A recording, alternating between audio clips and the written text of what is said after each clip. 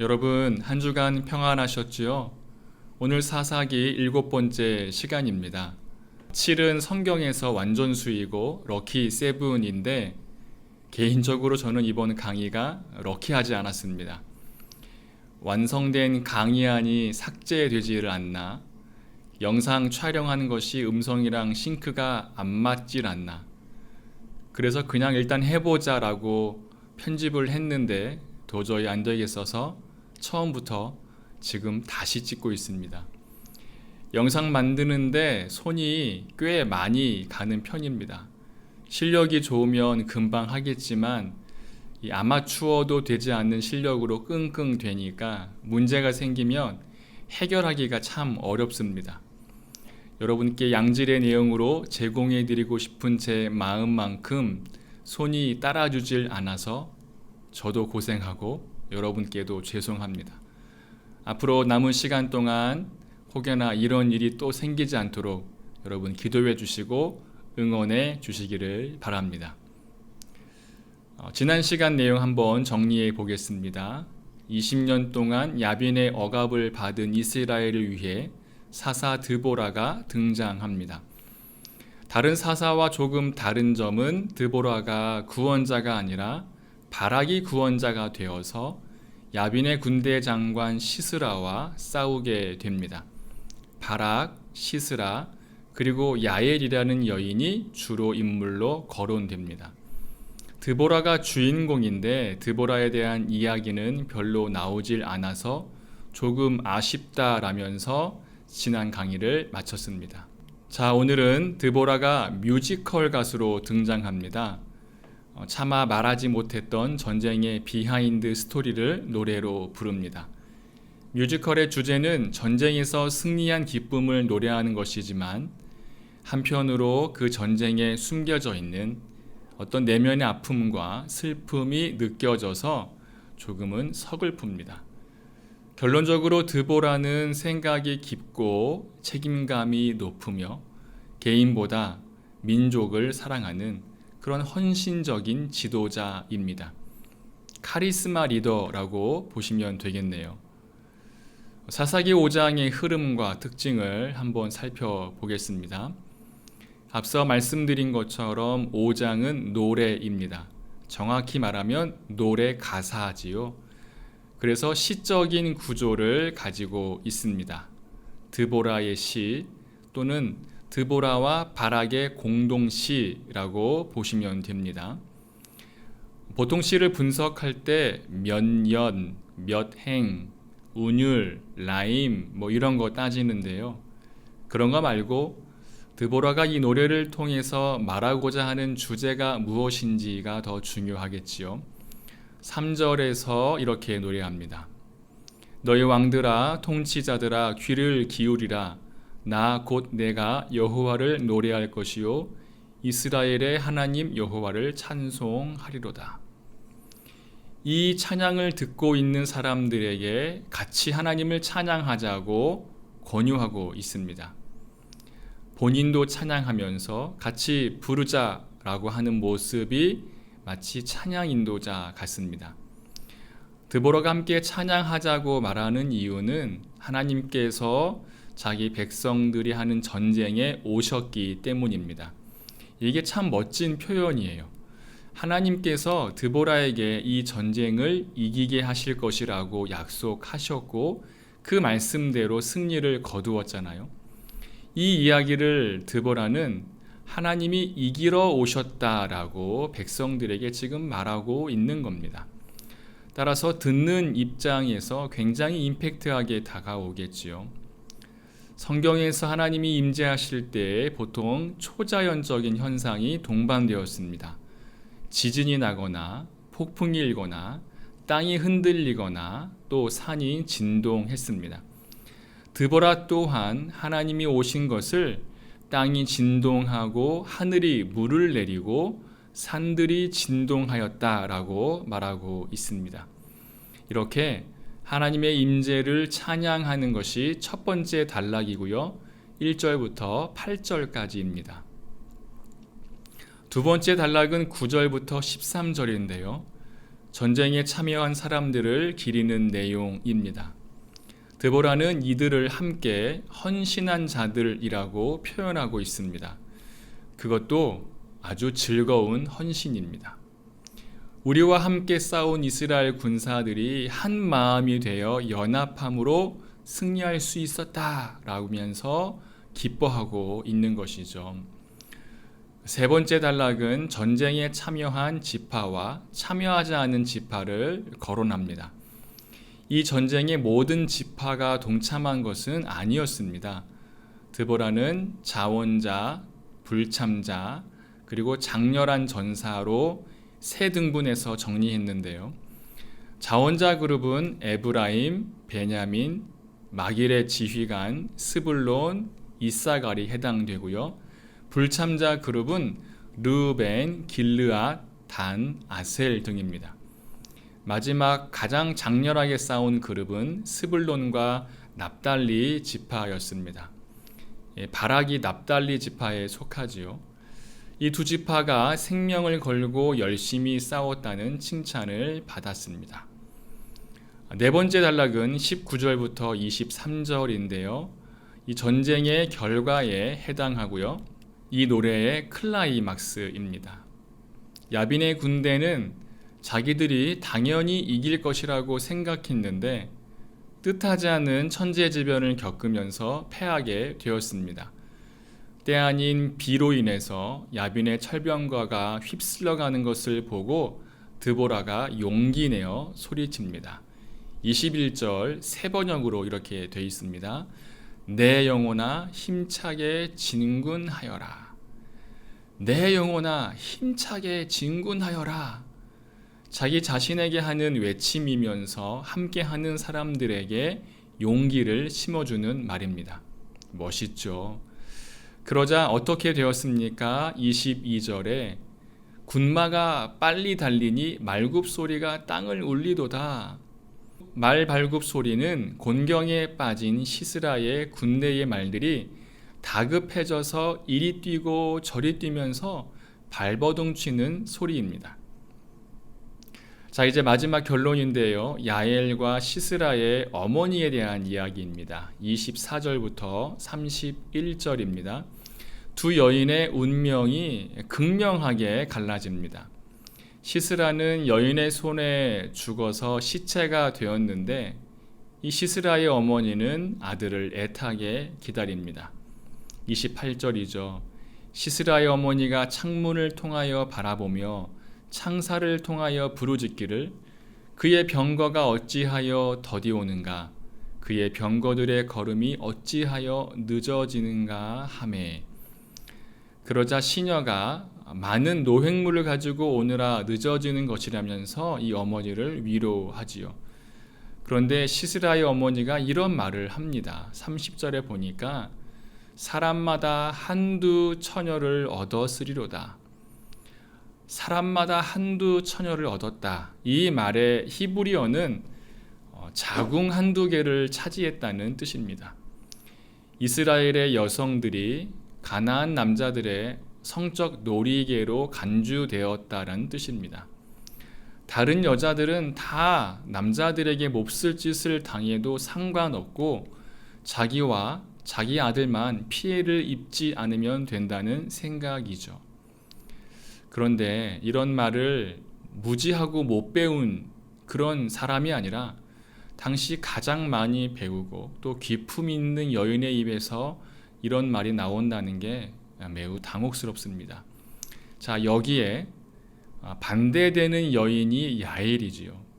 시스라를 죽여서 이스라엘의 영웅이 된 야엘이 허름한 텐트에 거하는 촌스러운 여인으로 등장했습니다. 그런데 그 여인은 지금 기뻐서 춤을 추고 있잖아요. 시스라의 어머니는 화려한 궁에 살고 있지만 창밖을 보며 울부짖고 있습니다. 감정이 매우 대조적이에요. 야엘과 시스라의 어머니, 이 두 여인을 대조하면서 이 드보라가 우리 하나님이 얼마나 멋진 분이냐라는 것들을 지금 노래하고 있습니다. 이 노래의 마지막 결론이 31절입니다. 우리 31절을 같이 함께 읽어볼게요. 여호와여, 주의 원수들은 다 이와 같이 망하게 하시고 주를 사랑하는 자들은 해가 힘있게 도둠 같게 하시옵소서 하니라. 그 땅이 40년 동안 평온하였더라. 하나님을 사랑하는 자들이 어떤 존재인지 드보라가 표현하기를 아침에 힘차게 떠오르는 태양이라고 했습니다. 어둠을 밀고 올라오는 거지요. 땅에 묻힌 씨앗이 흙을 이기고 땅 위로 솟아오르는 것처럼 태양이 그렇게 힘차게 솟아오르고 있습니다. 주를 사랑하는 여러분, 이와 같이 힘있게 솟아오르는 태양처럼 살아내시면 좋겠습니다. 야엘처럼 연약한 처지에 있어도 하나님께서 힘주시면 적을 이길 수 있고 승리의 기쁨을 얻을 수 있습니다. 전쟁이 있은 후 이스라엘은 40년 동안 전쟁 없이 평온하게 보냈습니다. 40년은 한 세대를 상징하는 숫자지요. 드보라를 통해서 한 세대가 평안을 누렸습니다. 드보라는 이 사사기 안에서 가장 긍정적인 인물로 평가됩니다. 자신은 드러나지 않으면서 묵묵히 헌신하고 그 영광과 기쁨을 다른 사람에게 돌리는, 그러면서 백성을 위해, 민족을 위해 몸을 아끼지 않으며 용기를 주는 멋진 인물입니다. 드보라의 노래에서 함께 나누고 싶은 영적인 의미가 한 가지 있습니다. 다시 5장 처음으로 가볼게요. 1절부터 3절까지 제가 읽어보겠습니다. 이날에 드보라와 아비노함의 아들 바락이 노래하여 이르되 이스라엘의 영솔자들이 영솔하였고 백성이 즐거이 헌신하였으니 여호와를 찬송하라. 너희 왕들아 들으라. 통치자들아 귀를 기울이라. 나 곧 내가 여호와를 노래할 것이요 이스라엘의 하나님 여호와를 찬송하리로다. 여기서 비슷한 단어가 반복이 되고 있죠. 노래하다, 찬송하다, 노래할 것이다, 찬송할 것이다. 아름다운 목소리와 악기로 하모니를 이루면서 하나님께 영광 돌리는 감동적이고 은혜가 충만한 모습을 지금 드보라가 표현하고 있습니다. 여러분도 찬양하는 거 좋아하시죠?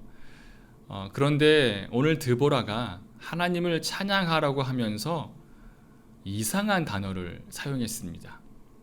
우리말로는 찬양 또 노래 이 두 단어가 비슷한 느낌이지만 드보라가 하나님을 찬양하라 라고 하면서 사용한 단어가 영어로 bless입니다. bless, 많이 들어보신 단어죠. God bless you, 하나님이 당신을 축복하기를 바랍니다 라고 말할 때 쓰는 단어, 이 bless라는 단어를 사용해서 드보라가 지금 백성들에게 이야기하고 있습니다. Bless the Lord of God, 여호와 하나님을 찬양하라. 드보라가 하나님을 찬양하라 라고 하면서 여호와를 축복하라, 여호와를 축복하라 라고 지금 말하는 겁니다. 아니, 하나님을 축복하라고? 어떻게 하라는 말이지? 이 질문을 우리가 할 수 있겠죠. 이 블레스라는 단어의 히브리어 뜻을 우리가 알면 이해가 됩니다. 먼저 블레스는 무릎을 꿇다라는 의미를 가지고 있습니다. 무릎을 꿇는 건 자기를 낮추는 거지요. 더 나아가서 완전히 몸을 숙이고 엎드리다라는 의미까지 확대가 됩니다. 아무튼 이 블레스라는 단어는 최대한 자기를 낮추는 자세가 블레스입니다. 굴복하고 내가 엎드리면서 상대방을 존경하고 그분에게 영광을 돌린다라는 뜻이 이 블레스라는 단어예요. 이 블레스의 또 다른 뜻은 아니고요. 이 블레스에게 포함되어 있는 다른 뜻은 온 힘을 다해서 사랑한다는 뜻입니다. 여러분, 사랑하는 자녀들 또 손주들 사랑하는 마음으로 꼭 껴안아줄 때 얼마나 행복하십니까? 안아주면서 여러분 뭐라고 말하시지요? 건강해라, 행복해라, 사랑한다 라고 하면서 우리가 꼭 깎여안아 주지요. 자녀들도 행복해하지만 그렇게 꼭 안아주는 우리 자신도 그 마음이 얼마나 행복합니까? 자, 블레스라는 단어가 이런 뜻이에요. 자신을 낮춰서 온 힘을 다해 사랑을 쏟아주는 마음. 하나님이 이렇게 우리를 축복해 주신다는 겁니다. 높은 하늘에서 뿅망치로 복 받아라 라고 하면서 복주머니를 던지는 그런 상투적인 복이 아니고요. 하나님의 그 높은 자리에서 내려오셔서 우리를 꼭 안아주시면서 사랑한다, 건강해라, 잘 될 거야, 회복될 거야 라고 말씀해 주시는 그 단어가 바로 블레스이고 이것이 축복이라는 단어입니다.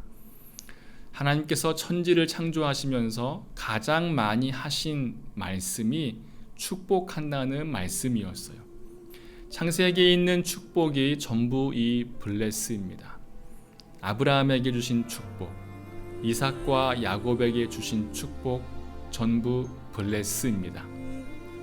하나님이 온 힘을 다해 우리를 안아주시면서 하시는 사랑의 고백입니다. 그런데 오늘 드보라가 이스라엘에게 이렇게 외치는 거예요. 하나님이 온 힘을 다해 우리를 축복해 주시듯이 우리도 온 힘을 다해 하나님께 사랑한다 고백하자. 하나님께 사랑한다 고백하자.